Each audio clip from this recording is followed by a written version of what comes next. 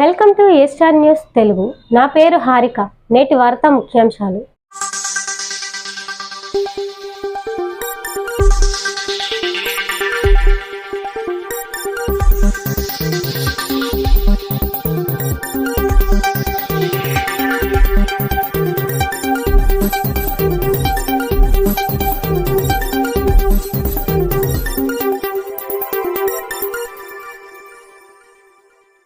దేశవ్యాప్తంగా మోటార్ వాహన బంద్లో భాగంగా ఆర్టీసీ అద్దె బస్సు డ్రైవర్లు శుక్రవారం సమ్మెలో పాల్గొన్నారు. భారతీయ న్యాయ సంహిత చట్టం సెక్షన్ 16(1)(2) రద్దు చేయాలని డిమాండ్ చేశారు.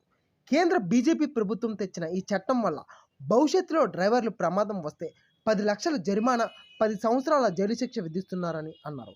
ఇది చాలా అన్యాయమని, కార్పొరేట్ ట్రాన్స్పోర్ట్ కంపెనీలకు అనుకూలంగా బీజేపీ చట్టాలను మార్చేస్తుందని అన్నారు. ఈ కార్యక్రమంలో సిఐటియు జిల్లా అధ్యక్షులు ఆర్ శంకర్రావు, అద్దె బస్సుల యూనియన్ జిల్లా అధ్యక్షుడు కార్యదర్శులు నాగ అప్పారావు, పైడి నాయుడు తదితరుల ఆధ్వర్యంలో అనకాపల్లి ఆర్టీసీ డిపో దగ్గర నిరసన తెలియజేశారు.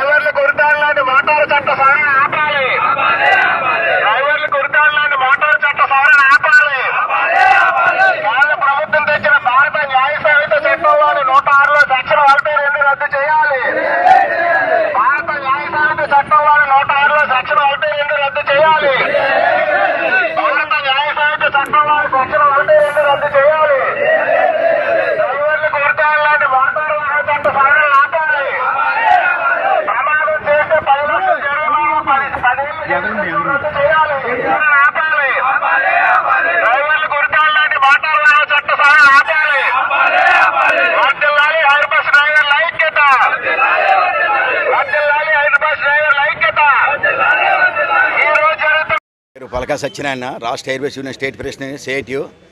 ఇవాళ కేంద్రంలో బీజేపీ నాయకుడైన ప్రధానమంత్రికి పెట్టిన అది తీసుకొచ్చిన చట్టాన్ని చాలా విరుద్ధమైంది.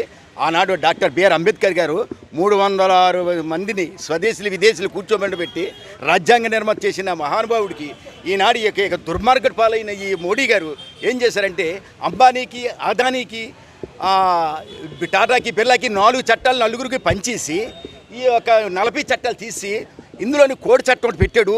106, 101(2) తర్వాత 210 పెట్టాడు. ఇది మోటార్ ఫీల్డ్కి చాలా విరుద్ధమైంది.